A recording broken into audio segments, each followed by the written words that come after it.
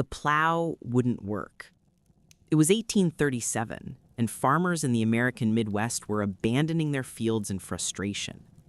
The rich black prairie soil that had drawn them west from New England and the Atlantic states was supposed to be paradise. Deep, fertile earth that would grow corn tall as a man and wheat thick enough to lose yourself in. Instead, it was destroying their farms. The problem wasn't the soil itself. The problem was what happened when you tried to cut it. Every few feet, farmers had to stop their plows, climb down from their horses or oxen, and scrape thick, sticky mud from the blade. The prairie soil was heavy with moisture and organic matter, nothing like the sandy, gravelly ground back east. Eastern plows were made of cast iron, designed for lighter soils that crumbled and fell away from the blade, but this western dirt clung like clay, packing itself onto the moldboard until the plow became a useless, mud-caked weight that the animals couldn't pull. Some farmers tried greasing their plows. Others tried different angles of attack. Nothing worked for long. Within minutes, the soil would pack on again, and the whole exhausting process would repeat. Men who had traveled hundreds of miles in covered wagons, who had staked their families' futures on these new lands, were ready to give up. The prairie, it seemed, would not be tamed. In the small settlement of Grand Detour, Illinois, a 33-year-old blacksmith named John Deere was watching this disaster unfold. He'd only been in town for a few months, having left his home in Vermont when his business collapsed during the Panic of 1837. Like many skilled tradesmen during that financial crisis, Deere had seen his customer base evaporate. People couldn't afford to pay for horseshoes, wagon repairs, or tool sharpening when they were struggling to feed their families. So Deere had headed west, following the same dream as the farmers. Start over, build something new. He'd set up a small forge in Grand Detour, and business was decent. Farmers needed their tools repaired, their wagons fixed, their horses shod. But Deere kept hearing the same complaints. The plows don't work, the soil won't let go, we can't break this ground. For most blacksmiths, this would have been somebody else's problem. Deere made the plows, he didn't design them. But John Deere had spent years in Vermont experimenting with different metals and techniques. He understood that the relationship between metal and soil wasn't just about strength. It was about friction, about how the surface of the blade interacted with what it was cutting. And he'd seen something in Grand Detour that gave him an idea. The local sawmill had a broken steel saw blade, and Deere had noticed how smooth and polished the steel was compared to cast iron. Steel was harder to work with than iron. It required higher temperatures and more skill to shape, but it had properties that iron didn't. It was harder, more durable, and critically, it could be polished to a much smoother finish. What if the problem wasn't the plow's shape, but its surface? Deere got his hands on that broken saw blade. In his small forge, he heated the steel and began hammering it into the shape of a plow. Not a copy of the Eastern designs, those had already failed. Instead, he created a moldboard with a highly polished surface and a different curve, one that would turn the soil more aggressively and give it less chance to stick. The shape mattered. Traditional plows had relatively gentle curves designed to lift and flip light Eastern soils. Deere made his moldboard more sharply curved, creating a design that would cut deeper into the prairie and turn the soil completely over, preventing it from clinging. But it was the polished steel surface that made the difference. The smoother the metal, the less the wet prairie soil could grip it.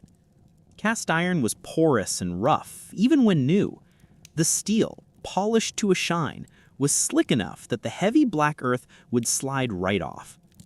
He finished the plow in 1837 and took it to a nearby farmer named Lewis Crandall. Crandall was skeptical. He'd tried other new plows, and they had all failed within minutes. But Deere convinced him to give it a shot. Crandall hitched his team to Deere's plow and cut into the prairie. The blade sliced through the soil cleanly, and the earth rolled off the moldboard without sticking. Crandall plowed an entire furrow without stopping. Then another, then another. He worked for hours, covering more ground than he had in the previous week with his old plow. By evening, word had spread.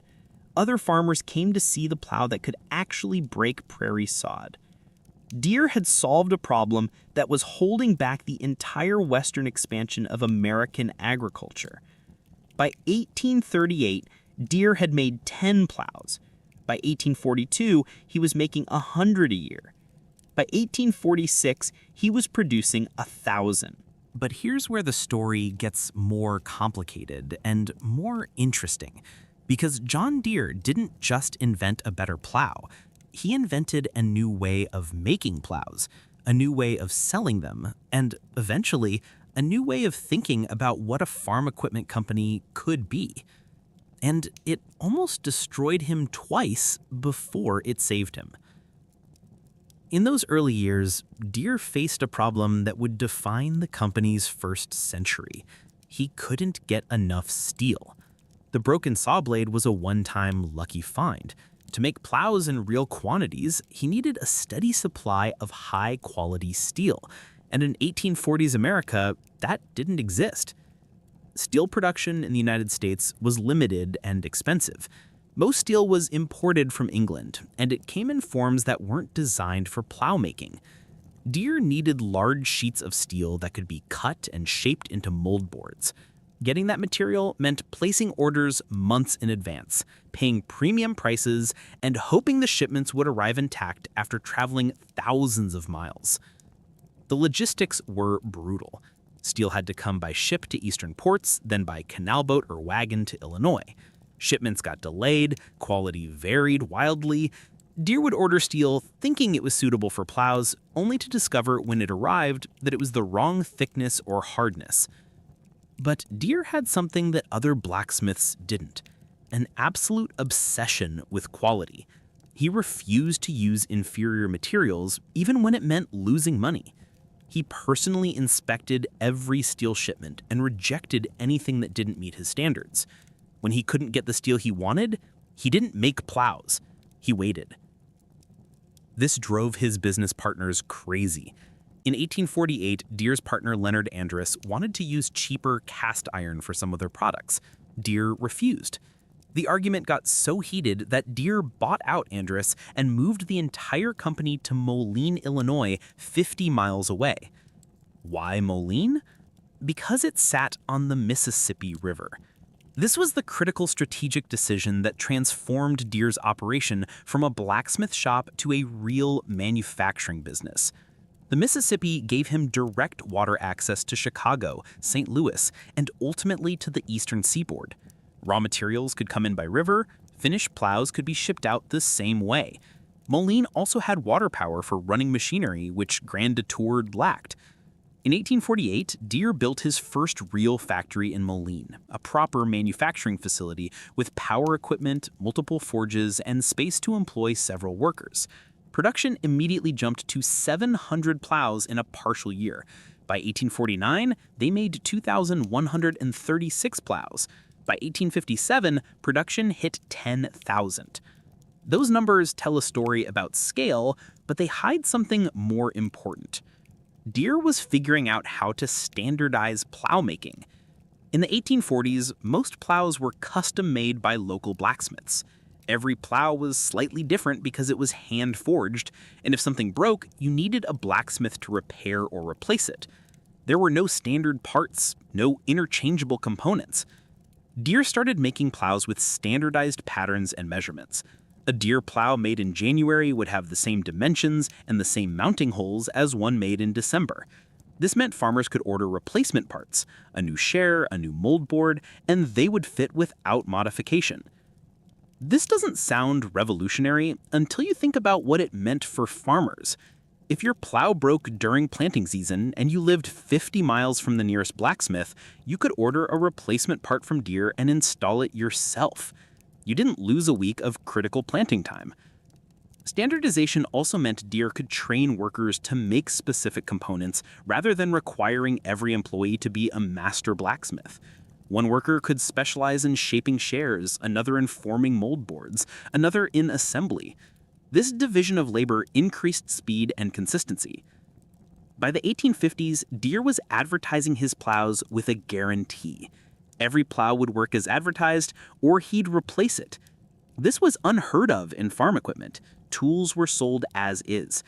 If something didn't work, that was your problem. Deere's guarantee did two things. First, it built trust with farmers who were understandably skeptical about buying expensive equipment from a distant manufacturer they'd never met. Second, it forced Deere to maintain quality control standards that were far higher than his competitors. Every plow that left the Moline factory had been tested and inspected. But this growth brought new problems. As production scaled, Deere needed more capital to buy raw materials, pay workers, and expand facilities. He borrowed money from banks, took on investors, and in 1858 incorporated the business as Deere & Co. Company. The company nearly collapsed in 1857 during another financial panic. Credit dried up, farmers couldn't pay for the plows they'd ordered, and Deere was stuck with huge debts to his steel suppliers. He survived by selling stock in the company and by convincing creditors to extend his payment terms. But it was close. Then came the Civil War, and everything changed. Between 1861 and 1865, hundreds of thousands of young men left farms to fight. The ones who stayed had to feed not just themselves, but also the Union Army. Agricultural production couldn't fall. It had to increase dramatically. That meant farmers needed better tools and more mechanization. Demand for plows exploded. Deere & Company sold plows as fast as they could make them. But the war also created a crisis. Steel became even harder to get because the Union needed it for weapons, armor, and railroad construction. Prices spiked, quality became erratic. Deere responded by doing something unusual. He sent representatives directly to steel mills in Pittsburgh and Sheffield, England, to inspect steel before it was shipped. He established relationships with specific mills and worked with them to develop steel that was optimized for plowmaking. Harder than normal, but still malleable enough to be shaped. By the end of the war, Deere had suppliers who understood exactly what he needed and could deliver it consistently. This gave him a massive advantage over competitors who were still buying whatever steel they could get on the open market. The post-war period saw another explosion in Western settlement. The Homestead Act of 1862 had promised 160 acres of free land to anyone who would farm it for 5 years. Hundreds of thousands of families took that offer and headed west into Kansas, Nebraska, the Dakotas, and beyond. All of them needed plows. And increasingly, they wanted Deere plows, because Deere became synonymous with quality. The company's reputation had spread through word of mouth, through agricultural journals, and through traveling salesmen who demonstrated the plows at county fairs and farm shows. By 1870, Deere & Company was selling 40,000 plows a year. The Moline factory employed hundreds of workers. The company had opened sales offices in major cities across the Midwest. But John Deere himself was starting to step back. He was in his 60s, still involved in major decisions, but increasingly handing control to his son, Charles Deere, who had very different ideas about how to run the business. Charles Deere was a businessman first and a craftsman second. He'd grown up watching his father obsess over the perfect curve of a mold board, and he respected that. But Charles understood that the industry was changing. Scale mattered now. Distribution mattered. Marketing mattered. And there was something else happening that would force the company to evolve or die. Horses were disappearing from American farms, and steam power was taking over. Charles Deere looked at the numbers and didn't like what he saw. It was 1876, and Deere & Company was the largest plow manufacturer in America, selling 60,000 plows a year. But Charles knew that plows alone wouldn't carry the company into the next century. Agriculture was changing too fast, and other manufacturers were already moving in directions that threatened everything his father had built. The threat came from mechanization. For centuries, farming had been powered by human and animal muscle. Plows were pulled by horses or oxen. Wheat was cut with scythes. Corn was planted by hand. But in the decades after the Civil War, engineers had figured out how to apply steam power to farm work. Steam-powered threshers were already common, separating grain from stalks far faster than manual labor. Mechanical reapers, invented by Cyrus McCormick, were cutting wheat and oats with frightening efficiency. Now there were experiments with steam-powered plows, massive machines that could pull multiple plow blades through fields that would take a horse team days to work. If farms went fully mechanical, horses would become obsolete, and if horses became obsolete, horse-drawn plows would become obsolete. Charles saw three options. First, ignore mechanization and hope it stayed a niche product for the largest farms. Second, compete directly with companies like McCormick by building Deere's own mechanical harvesters and threshers. Third, expand the product line to include every kind of farm implement farmers needed, mechanical or not, and become a one-stop supplier. Option 1 was suicide. Option 2 meant going head-to-head with established companies that had decades of experience in mechanical equipment, and who held patents that would be expensive to work around. Option 3 was risky, but achievable, if Deere could figure out how to manufacture equipment they'd never made before. Charles chose option 3, but with a twist that would define the company for the next 50 years. Instead of building everything from scratch, Deere would acquire existing companies that already knew how to make those products. In 1877, Deere bought Marceline Manufacturing Company, which made corn planters. In 1883, they bought a company making cultivators. Throughout the 1880s and 1890s, Deere acquired or licensed designs for harrows, wagons, grain drills, and hay rakes. Each acquisition followed the same pattern. Deere would identify a successful product made by a smaller company, buy the company or its designs, move production to Moline, integrate it into Deere's manufacturing system, and then use Deere's national sales network to distribute it at scale. This strategy turned Deere from a plow company into a full-line farm equipment manufacturer faster than building internal expertise could have achieved. But it created new problems. Each acquired product had different parts, different manufacturing requirements, different quality standards. The Moline factory had to accommodate dozens of product lines, each with its own tooling and workflow. Charles solved this the same way his father had solved the plow problem: standardization. Wherever possible, he pushed designers to use common parts across product lines: wheels, axles, fasteners, even paint. If it could be standardized across products, it was. This wasn't just about reducing costs, although it did that. It was about creating a system where parts could be manufactured in bulk and then assembled into different configurations depending on what farmers needed. A wagon wheel hub that fit a corn planter could also fit a grain drill. A cultivator frame could be modified to work as a harrow base. By 1890, Deere was selling nearly 300,000 pieces of farm equipment a year. The company had become the world's largest farm implement manufacturer, surpassing even International Harvester in total units sold. But there was a problem nobody saw coming. Farmers were going broke. The 1890s were brutal for American agriculture. Crop prices collapsed. Wheat that sold for $1.05 a bushel in 1870 brought just 49 cents in 1894. Corn fell from 63 cents to 24 cents. Cotton dropped from 15 cents a pound to 5 cents. Why? Overproduction. The mechanization that had increased farm efficiency so dramatically meant farmers were growing far more than markets could absorb. When supply vastly exceeds demand, prices crater, and when prices fall below the cost of production, farms fail. Thousands of farmers lost their land. Banks foreclosed on mortgages, equipment purchases stopped. Companies that sold to farmers, including Deere, saw revenue collapse. Deere responded with a strategy that seemed insane. They extended credit to farmers and allowed delayed payments. Most manufacturers at the time operated on cash sales. You paid when you picked up the equipment, or you didn't get it. But Charles Deere understood that farmers weren't refusing to buy equipment because they didn't need it. They literally had no money. The harvest that was supposed to pay for this year's planter had sold for half what they'd expected.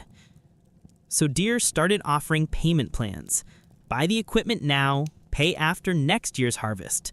If the harvest was bad, they'd extend the terms again. This kept farmers in business and kept Deere's factories running. It also created enormous risk. Deere was essentially becoming a bank, lending money to customers who might never be able to pay it back. If crop prices didn't recover, the company could be stuck with millions of dollars in uncollectible debt. Deere gambled that prices would eventually stabilize and farmers would recover, but he was right, but it took nearly a decade. In the meantime, Deere had to borrow heavily to cover operating costs while waiting for customers to pay. The company survived, but the experience taught Charles two critical lessons. First, farm equipment sales were tied to crop prices and would always be cyclical. You couldn't smooth that out. You had to build a business that could survive multi-year downturns. And second, farmers would remember who helped them when times were hard. That loyalty would pay dividends for decades. By 1900, Deere's reputation for standing by farmers was as valuable as their reputation for quality equipment. Farmers knew that Deere wouldn't foreclose the moment a payment was late, and they returned that trust by buying Deere products even when competitors were cheaper. But the industry was about to be hit by a transformation even bigger than mechanization. Gasoline engines were about to replace steam, and eventually they'd replace horses entirely. The internal combustion engine had been invented in the 1860s, but it took decades to become practical for farm work. Early gasoline engines were small, unreliable, and difficult to start, but by the early 1900s, engineers had developed engines powerful enough to replace steam and portable enough to mount on wheeled equipment. In 1901, a company in Iowa started building gasoline-powered tractors. These weren't the massive steam behemoths that required dedicated operators and coal supplies. These were machines that a single farmer could operate, maintain, and repair. They were expensive, $700 to $1,000 when a good horse cost $150, but they could work longer hours, pull heavier loads, and operate year-round. Farmers who could afford tractors started buying them, and once they did, they stopped buying horses. And once they stopped buying horses, they needed different kinds of plows, planters, and harvesting equipment, implements designed to be pulled by tractors, not animals. Deere saw the shift coming, but moved slowly. Charles was cautious about tractors. They were complex, prone to breakdowns, and farmers didn't trust them. Most importantly, building tractors would require Deere to develop engine manufacturing expertise they didn't have. Engines were fundamentally different from steel implements. They required precision machining, electrical components, and ongoing fuel and parts support. Instead of building tractors, Deere focused on building implements designed for tractor use: larger plows, heavier cultivators, equipment that could handle the power a tractor could deliver. This was a calculated bet. Let other companies figure out tractors, then build the equipment that tractors would pull. If tractors succeeded, Deere would benefit. If they failed, Deere hadn't wasted money developing engines. It worked for a while. Between 1910 and 1918, Deere's sales of tractor-compatible implements grew faster than any other product category. The company's revenue hit $35 million in 1918, up from $9 million in 1910. Then came World War I, and again, everything changed. The war drained rural America of young men just as it had during the Civil War, but this time, food demand was even more critical. The United States wasn't just feeding its own army, it was feeding Britain, France, and other allied nations whose own farms had been destroyed by combat. The U.S. government launched a massive campaign to increase agricultural production. "Food will win the war" became a national slogan. Every farmer was urged to plant more, harvest faster, and ship food to Europe. This required mechanization at a scale never before attempted. Horses couldn't keep up. The government actively promoted tractor use, even subsidizing tractor purchases for some farmers. Tractor sales exploded. Between 1916 and 1920, the number of tractors on American farms went from 25,000 to 246,000. Companies like International Harvester, Ford, and Case were selling tractors as fast as they could build them. Deere was caught flat-footed. They'd focused on implements, not tractors, and now farmers were buying tractors and then buying implements from whoever made equipment compatible with those tractors. If Deere didn't start making tractors, they'd lose their core business. In 1918, Deere purchased the Waterloo Gasoline Engine Company of Waterloo, Iowa for $2.1 million. Waterloo had been building tractors since 1912 and had a proven design called the Waterloo Boy. It wasn't the most advanced tractor on the market, but it was reliable, simple to operate, and most importantly, it was available now. The Waterloo Boy became Deere's first tractor, and for the next decade, it was the foundation of the company's mechanized equipment strategy. Deere sold 5,600 Waterloo Boy tractors in 1918. By 1923, they'd sold more than 60,000. But the Waterloo Boy had problems. It was heavy, slow, and designed for large-scale farming. Small farmers, who made up the majority of Deere's customer base, couldn't justify the expense or didn't have enough land to make it worthwhile. What farmers needed was a smaller, lighter, cheaper tractor that could replace a single team of horses, something a family farm could afford and operate without hiring extra help. Deere's engineers spent the 1920s trying to build that tractor. They tested dozens of designs. Some were too weak to pull a full load. Others were too complex and broke down constantly. Many were too expensive to manufacture at a price farmers could afford. The breakthrough came in 1923 when Deere engineer T.O. Brown designed a two-cylinder engine that was powerful enough for farm work, but simple enough to be reliable. Two-cylinder engines were easier to manufacture, easier to repair, and more fuel-efficient than four-cylinder designs. They also produced a distinctive pop-pop-pop exhaust sound that would become synonymous with John Deere tractors for the next 40 years. In 1924, Deere released the Model D, the first tractor designed entirely by Deere engineers. It weighed 4,400 pounds, produced 15 horsepower at the drawbar, and sold for $1,000. It could pull a two-bottom plow through soil that would require 4 horses, and it could run all day on 7 gallons of kerosene. The Model D was an instant success. Farmers loved its simplicity. There were no complicated transmissions, no finicky carburetors. You hand-cranked the engine to start it, engaged the clutch, and went to work. When something broke, and on early models things did break, a reasonably skilled farmer could fix it with basic tools. Deere sold 4,763 Model D tractors in its first year. By 1930, they'd sold more than 40,000. The Model D would remain in production with gradual improvements until 1953, a 29-year production run that established Deere as a serious tractor manufacturer. But success in the 1920s masked a serious problem that would nearly destroy the company in the 1930s.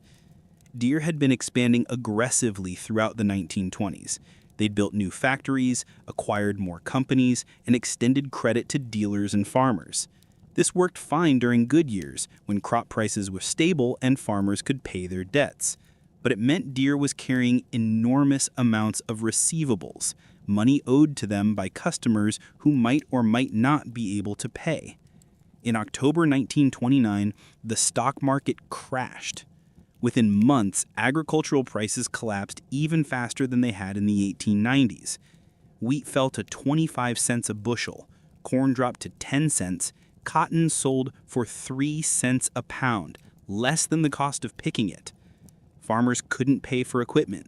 Dealers couldn't pay Deere. Deere couldn't pay its suppliers or its bankers.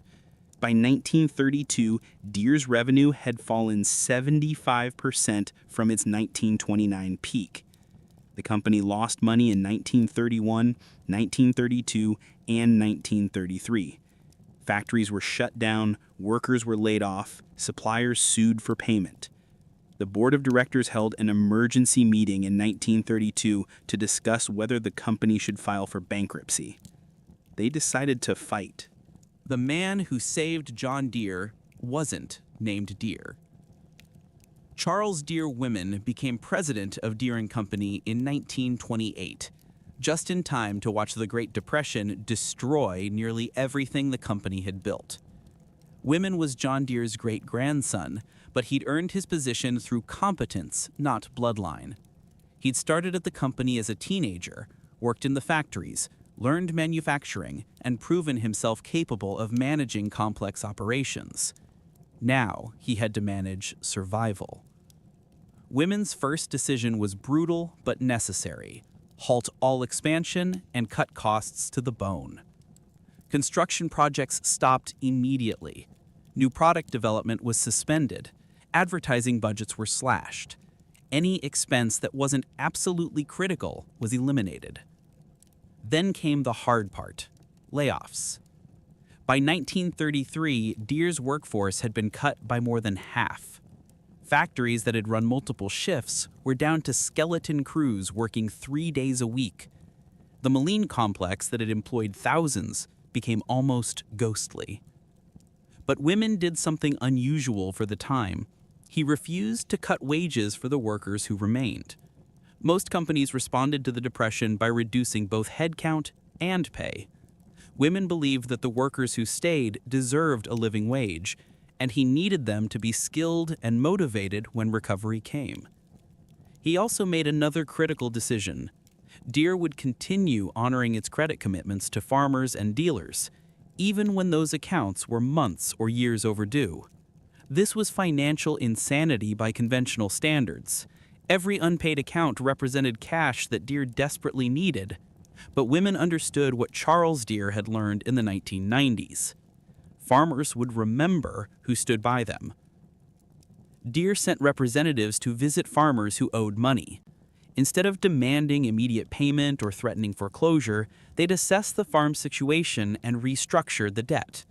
If a farmer could pay 10% now and the rest after next year's harvest, Deere accepted that. If a farmer genuinely had nothing, Deere sometimes forgave portions of the debt entirely. This wasn't charity, it was strategic survival. If Deere destroyed farmers by forcing them into bankruptcy, those farmers would never buy equipment again. If Deere helped them survive, they'd become customers for life. The strategy worked, but it nearly bankrupted the company in the process. By 1933, Deere's cash reserves were almost gone. Women had to go to banks and beg for extensions on Deere's own debts. Some banks refused. Others demanded brutal terms: higher interest rates, first claims on assets, seats on the board of directors. Women accepted those terms because the alternative was liquidation. Then, unexpectedly, the government helped. Franklin Roosevelt's New Deal included programs specifically designed to help agriculture recover. The Agricultural Adjustment Act of 1933 paid farmers to reduce production, which stabilized prices by reducing supply. The Farm Credit Administration provided low-interest loans to farmers, which meant they could actually buy equipment again. Deere's sales stabilized in 1934, then started growing in 1935. By 1936, the company was profitable again. By 1937, factories were back to full production. But Women understood that Deere couldn't just return to business as usual. The Depression had exposed fundamental weaknesses in the company's strategy. Deere's product line was too narrow. Their tractors were too expensive for small farms. Their implements were well made, but not innovative. If Deere was going to dominate the industry, they needed to do more than survive. They needed to lead. Women authorized a massive research and development program in the late 1930s, the largest in the company's history. Engineers were given unusual freedom to experiment. The mandate was simple: build equipment that farmers actually need, not just improved versions of what we already make. One team focused on smaller tractors. The Model D was great for large farms, but family farms needed something lighter and cheaper. In 1934, Deere introduced the Model A, a scaled-down tractor that weighed 3,800 pounds and sold for $800. It became Deere's best-selling tractor almost immediately. Another team worked on hydraulic systems. Traditional implements were raised and lowered using mechanical levers, which required significant physical effort. Hydraulics could do the same work with a simple control lever. Deere began integrating hydraulic lift systems into their tractors in the late 1930s, making them dramatically easier to operate. A third team experimented with rubber tires. Early tractors used steel wheels with cleats for traction. They were durable but slow, uncomfortable, and tore up roads. Rubber tires were faster, smoother, and didn't damage pavement. Deere introduced rubber tires as an option in 1935, and within a few years they became standard. Each of these innovations was incremental, not revolutionary, but together they transformed what a tractor could do and who could operate one. A Deere Model A with hydraulics and rubber tires was faster, easier to use, and more versatile than anything on the market. By 1940, Deere held nearly 30% of the U.S. tractor market, second only to International Harvester. Then came World War II, and the industry was turned upside down again. The war hit farm equipment manufacturers differently than World War I. This time, the government didn't just encourage production, it directly controlled manufacturing. The War Production Board had authority to tell companies what to make, how much to make, and who to sell it to. For Deere, that meant two things. First, civilian tractor production was strictly limited. The military needed steel, rubber, and manufacturing capacity for weapons, vehicles, and ammunition. Deere could make tractors, but only enough to maintain food production at necessary levels. And second, Deere was assigned military contracts. The Moline factory started producing ammunition, aircraft parts, and military vehicles alongside farm equipment. Deere made mobile laundry units for the Army, tank transmissions for General Motors, and cargo planes for Boeing. This military production was profitable, but it was a distraction from Deere's core business. The longer the war went on, the more competitors were positioning themselves for the post-war boom while Deere was making airplane parts. Women saw the danger and made a decision that seemed reckless. Even while making military equipment, Deere continued investing in agricultural R&D. Engineers kept designing new tractors and implements, even though they couldn't manufacture them. Prototypes were built and tested. Production systems were planned. When the war ended in 1945, Deere was ready. Competitors scrambled to convert factories back to civilian production. Deere flipped a switch and immediately started building the tractors they'd spent the war years designing. In 1947, Deere released the Model M, a small tractor specifically designed for vegetable farms and specialty crops. It could navigate tight rows and work in conditions where larger tractors were useless. In 1949, they released the Model R, Deere's first diesel tractor. Diesel engines were more fuel efficient than gasoline or kerosene, and diesel fuel was cheaper. For large farms running tractors 10 hours a day, fuel costs mattered enormously. But the real breakthrough came in 1952, the Model 60, a mid-sized tractor that combined power, versatility, and modern features at a price small farmers could afford. The Model 60 introduced live power takeoff, PTO, which allowed implements to keep running even when the tractor stopped moving. Before live PTO, if you stopped the tractor, your baler or harvester stopped too. You'd lose momentum and have to restart everything. Live PTO meant you could stop to clear a jam or reposition without shutting down the whole system. It also featured live hydraulics, which let operators adjust implement height and angle on the fly without stopping. This made tasks like cultivating or plowing far more efficient because you could adjust to changing soil conditions instantly. The Model 60 sold nearly 1,000 units in its first year. Farmers loved it. Dealers couldn't keep them in stock. But Deere's biggest move came not from engineering, but from color. Since the beginning, Deere tractors had been painted industrial gray or green with yellow wheels, practical colors that hid dirt and were cheap to apply. In 1947, Deere started painting all their equipment a distinctive shade of bright green with yellow trim. This wasn't just aesthetic, it was strategic branding. A green tractor was immediately recognizable as a Deere, even from a distance. Farmers driving past a neighbor's field would see that bright green and know what brand was being used. County fairs and farm shows became seas of green as Deere equipment dominated displays. The color became so associated with quality and reliability that farmers started calling it Deere green, and owning a green tractor became a point of pride. International Harvester's red tractors and Case's Orge equipment were recognizable too, but Deere's green had a unique visibility that made it the industry's most iconic color. By 1955, Deere was the largest farm equipment manufacturer in the world by revenue, finally surpassing International Harvester.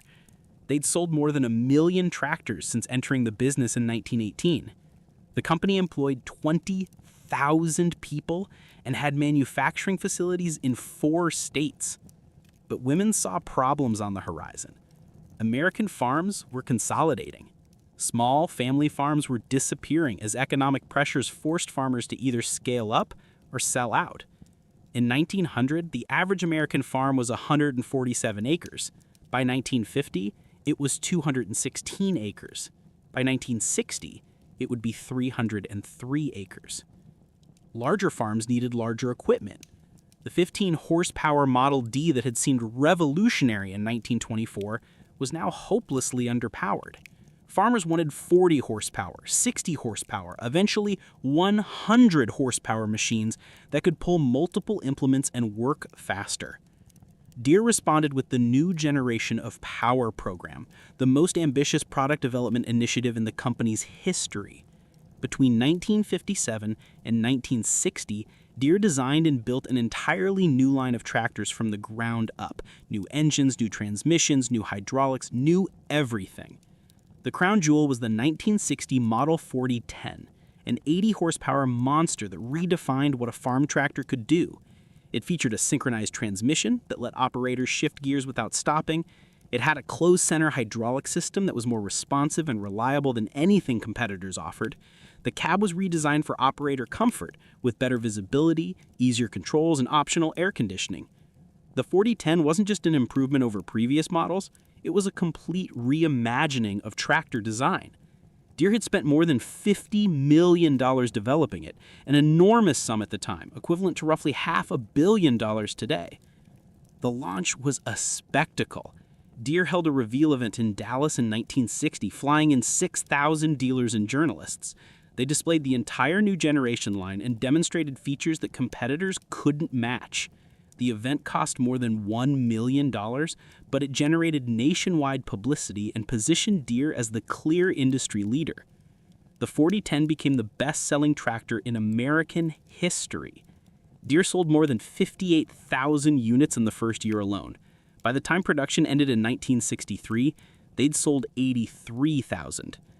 But here's what makes the 4010 really significant. It established a product development philosophy that Deere still follows today. Instead of making incremental improvements to existing designs, invest heavily in breakthrough innovations that competitors can't quickly copy.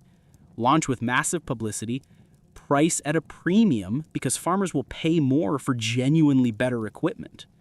This philosophy turned Deere from a company that competed on quality and reliability to a company that competed on innovation and technology leadership. By 1963, Deere's annual revenue exceeded $1 billion for the first time. The company that John Deere had started in a blacksmith shop 126 years ago with a broken saw blade was now a global industrial power. But the journey from $1 billion to $10 billion would require another transformation, one that would push Deere beyond tractors and into territory they'd never explored before: William Hewitt had a problem. It was 1964, and Hewitt, who'd been CEO since 1955 after marrying into the Deere family, was watching American agriculture fundamentally change. Farms were getting bigger. Corporations were buying up land. The family farm wasn't disappearing entirely, but it was no longer the dominant force in American food production. This created a crisis for Deere's business model. Large corporate farms didn't buy equipment the same way family farms did. They negotiated volume discounts. They demanded customization. They played manufacturers against each other. They were sophisticated customers with professional purchasing departments, not individual farmers making once-a-decade buying decisions. Worse, corporate farms didn't just buy tractors and implements. They bought complete farming systems, harvesting equipment, irrigation systems, storage facilities, transportation logistics. If Deere only sold tractors and tillage equipment, they'd be cut out of huge portions of these contracts.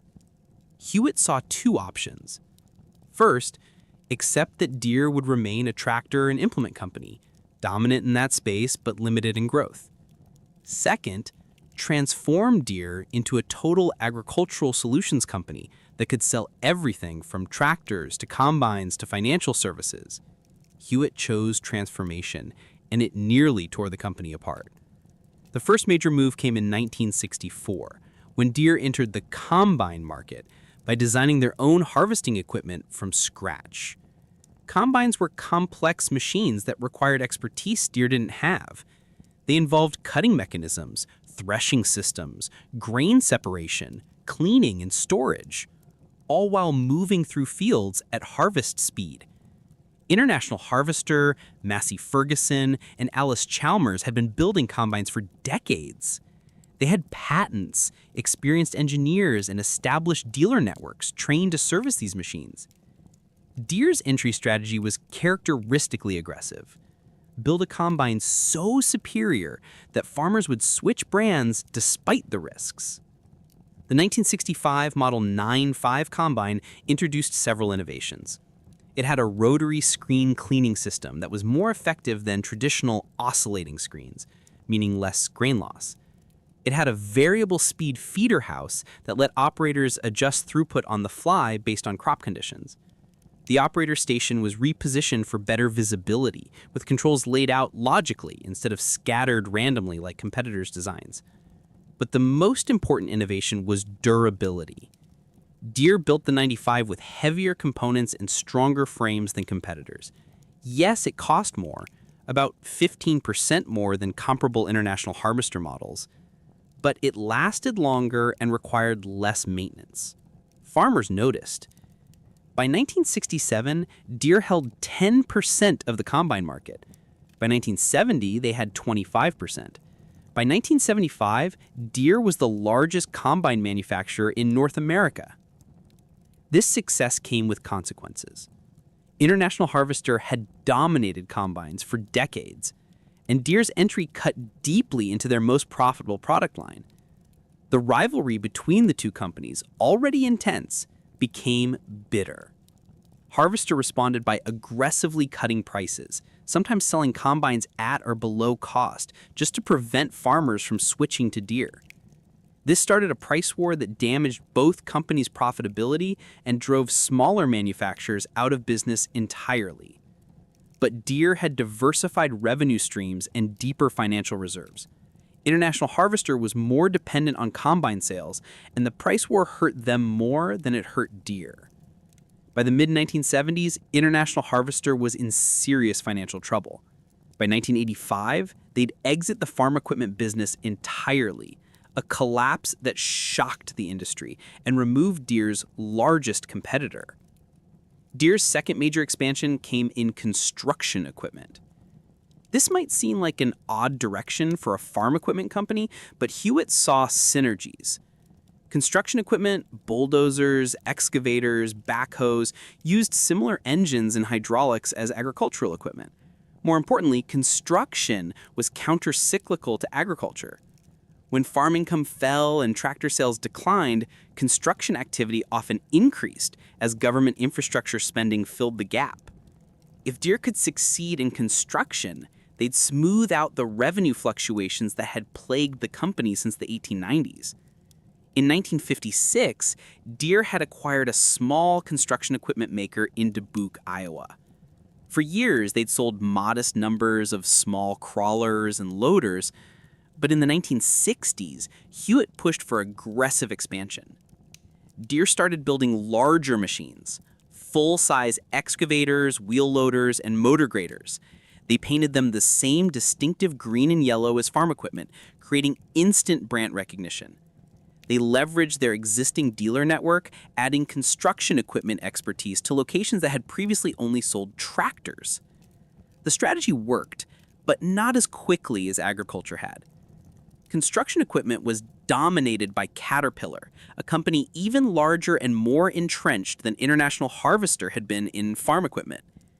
Caterpillar had relationships with every major construction company, a legendary reputation for durability, and a parts and service network that was unmatched. Deere couldn't compete directly. Instead, they targeted the segments Caterpillar had neglected: smaller contractors, municipalities, and light construction work. These customers didn't need massive bulldozers. They needed machines that could do multiple jobs: dig trenches, move dirt, load trucks, grade surfaces. Deere's solution was the backhoe loader, a single machine with an excavator bucket on one end and a front-loading bucket on the other. It wasn't as powerful as dedicated equipment, but it was far more versatile and cost a fraction of what buying separate machines would cost. The backhoe became Deere's signature construction product. By the 1980s, you'd see Deere backhoes at virtually every small construction site, municipality, and utility company. They'd carved out a profitable niche without directly challenging Caterpillar's dominance in large equipment. But Deere's most controversial expansion had nothing to do with machinery. In 1958, Deere had created a financing subsidiary called John Deere Credit. Initially, it was just a way to formalize the dealer financing programs Deere had been offering since the 1890s. But Hewitt saw something bigger.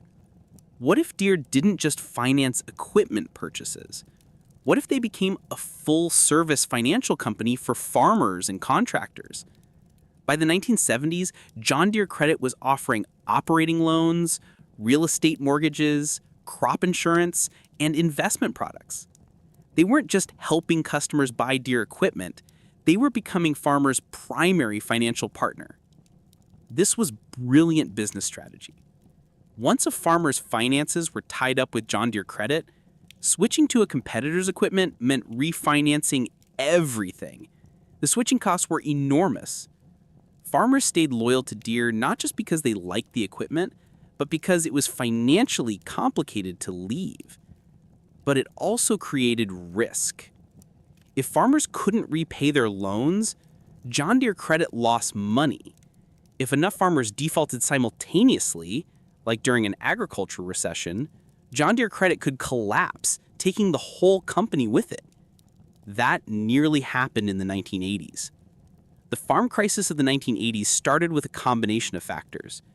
In the 1970s, crop prices had surged due to global demand, particularly from the Soviet Union.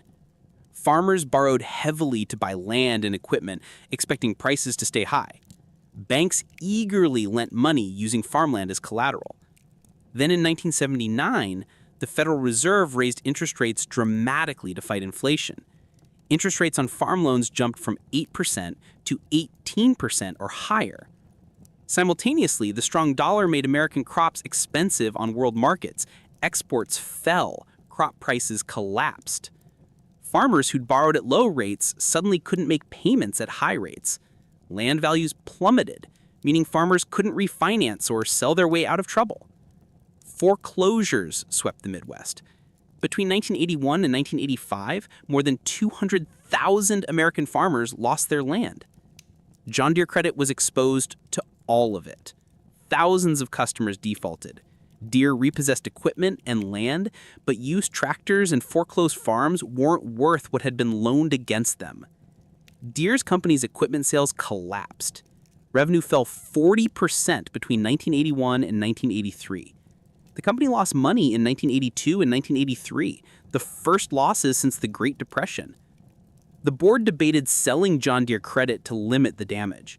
Some directors argued that Deere should focus on manufacturing and get out of finance entirely. CEO Robert Hansen, who'd taken over from Hewitt in 1982, refused. He'd lived through the Depression-era history of Deere standing by farmers, and he believed that abandoning them now would destroy the brand's reputation. Instead, Deere restructured customer debts, extended payment terms, and in some cases, forgave portions of what was owed.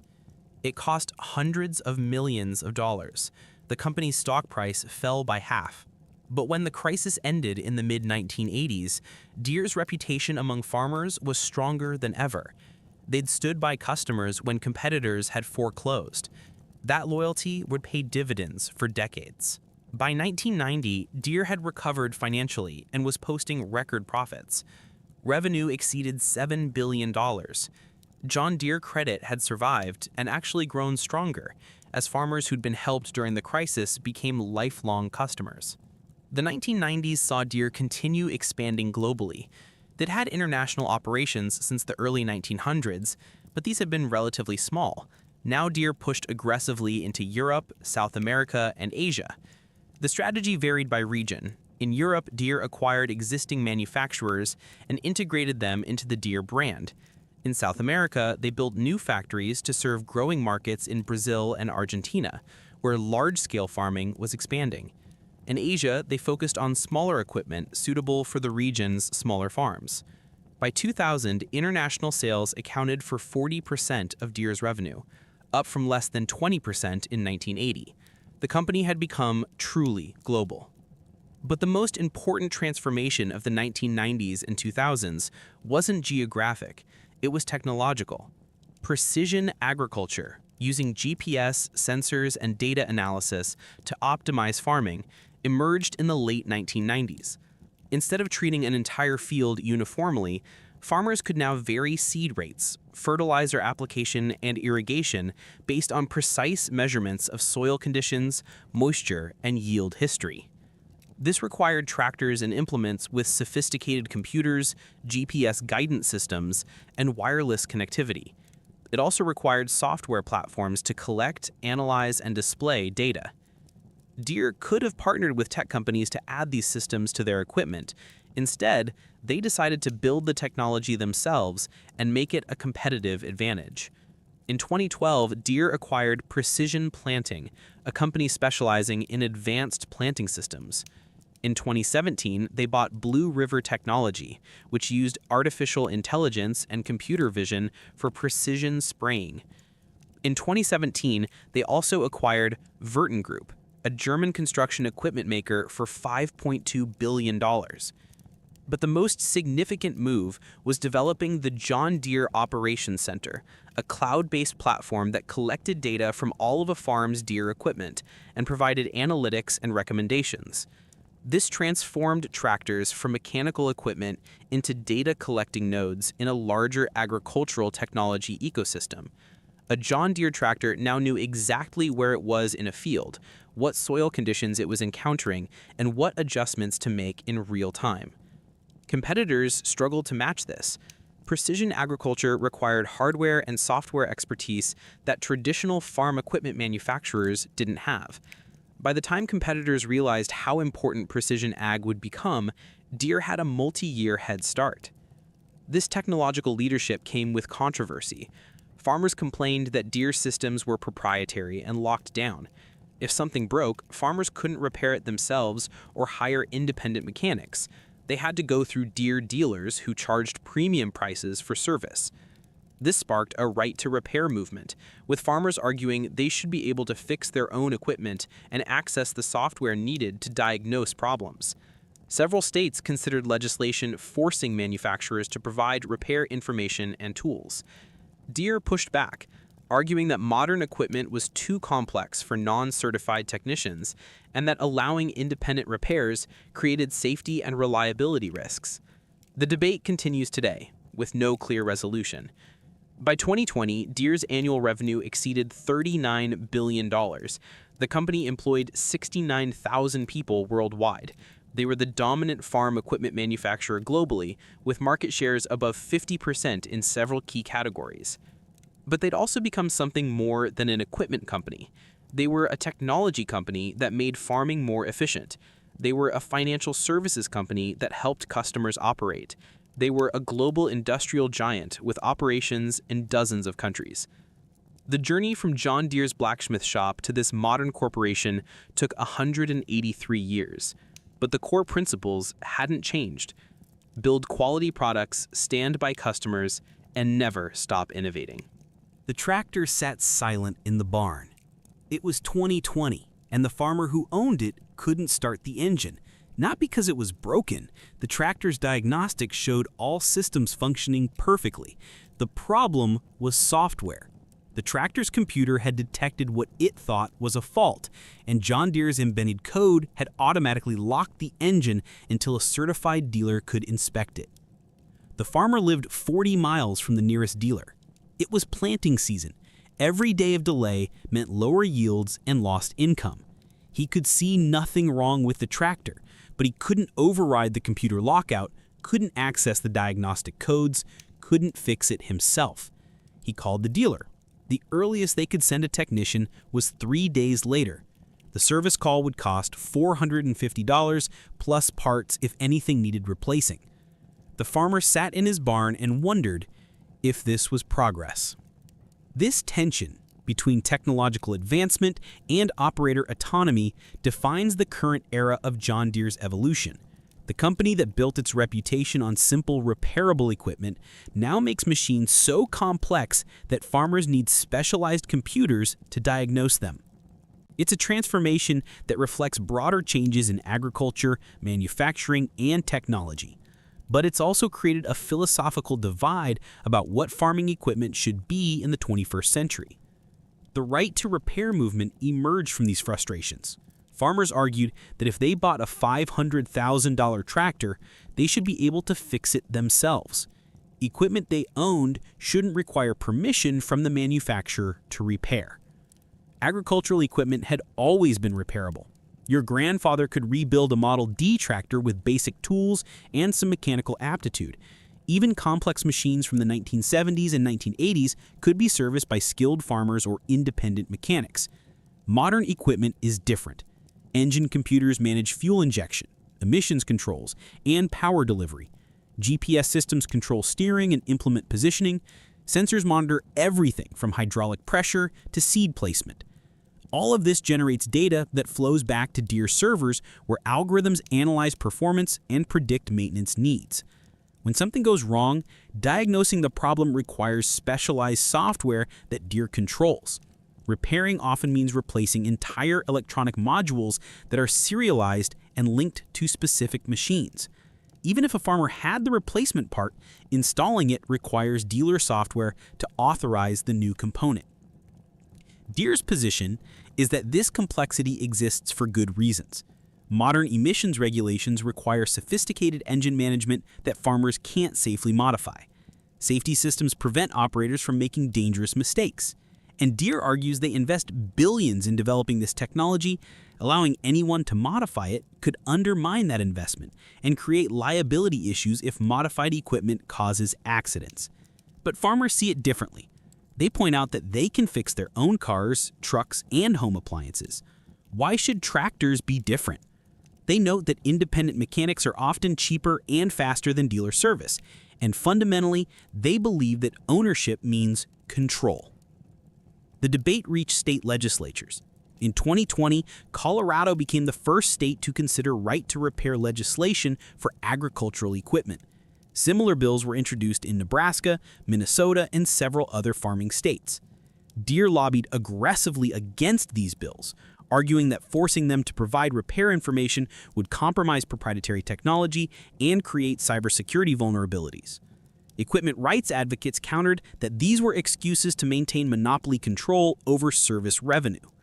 As of 2024, no state has successfully passed comprehensive right-to-repair legislation for farm equipment, though several have agreements with manufacturers for limited access to diagnostic information. This controversy reveals a deeper question about Deere's identity. Is the company primarily a manufacturer that sells products, or is it a technology platform that sells subscriptions and services? The evidence suggests Deere is deliberately moving toward the latter model. Beyond equipment sales, Deere now generates significant revenue from John Deere Financial Services, which earned $3.7 billion in 2022, parts and service operations, which are often more profitable than new equipment, technology subscriptions for precision agriculture systems, and data services that analyze farming operations and recommend optimizations. This diversification makes business sense. Equipment sales are cyclical, rising and falling with crop prices and farm income. Services and financing provide steadier revenue streams that smooth out economic volatility. But it also changes the relationship between Deere and its customers. Instead of a one-time purchase, farmers are entering ongoing financial relationships with the company.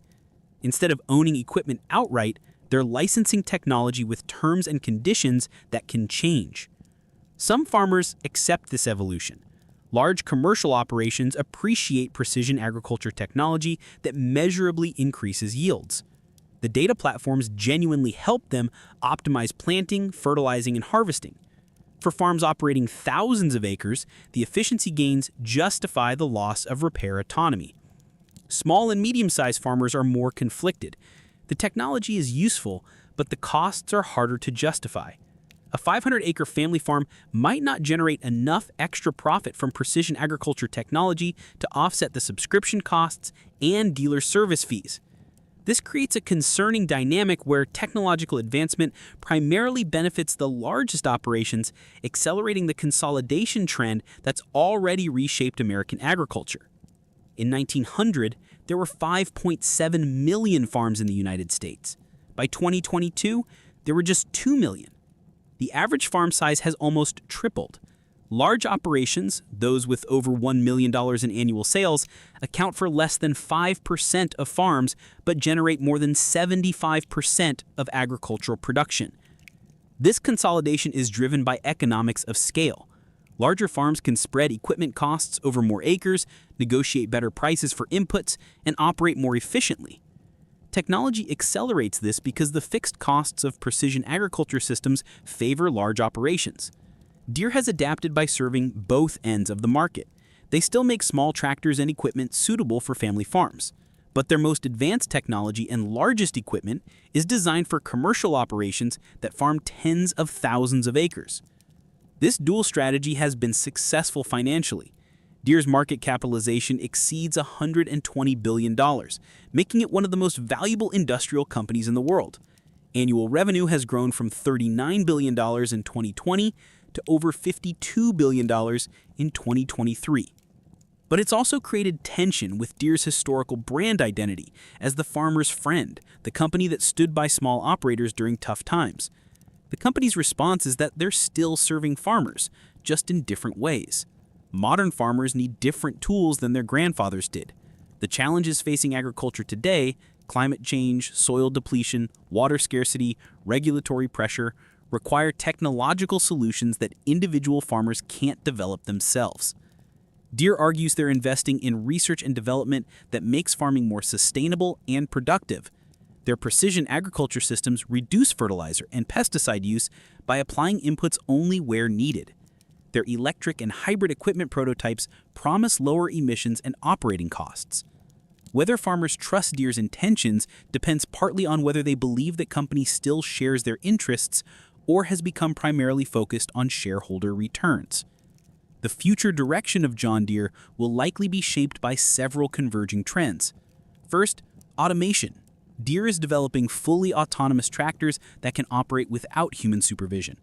These machines use GPS, cameras, and LiDAR to navigate fields, avoid obstacles, and perform tasks like plowing and planting. Prototype autonomous tractors have been tested on commercial farms since 2021. If automation could succeed, it could address the critical labor shortage facing agriculture.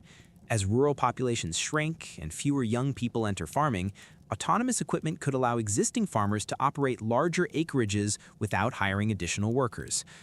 But it also raises questions about farm employment and rural economies. If tractors don't need drivers, what happens to the agricultural workforce? Second, electrification. Deere has shown electric tractor prototypes and announced plans to produce commercial electric models by 2026. Electric drivetrains offer several advantages: lower operating costs, reduced emissions, quieter operation, and instant torque that improves performance. The challenges are battery capacity and charging infrastructure. Farm equipment works long hours during critical seasons. Current battery technology couldn't power a large tractor through a full day of heavy work. And most farms lack the electrical infrastructure to rapidly recharge large battery banks. Deere is exploring hybrid systems, combining diesel engines with electric motors and batteries as a transitional technology. These systems capture energy during low load periods and use it to boost power during high load work, improving efficiency without requiring full electrification. Third, vertical integration of food production. Some analysts believe Deere could eventually move beyond equipment into direct agricultural production, owning or operating farms themselves, using their technology to maximize productivity.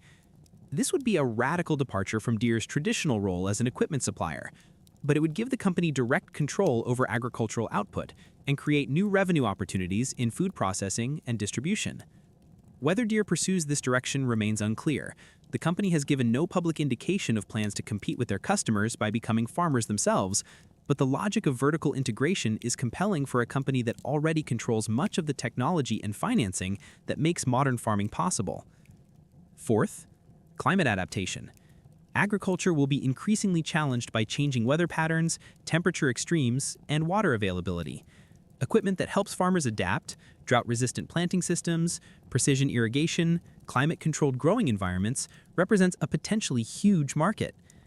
Deere has positioned itself to serve this need through acquisitions of technology companies focused on agricultural sustainability and through internal R&D programs developing climate-adaptive equipment.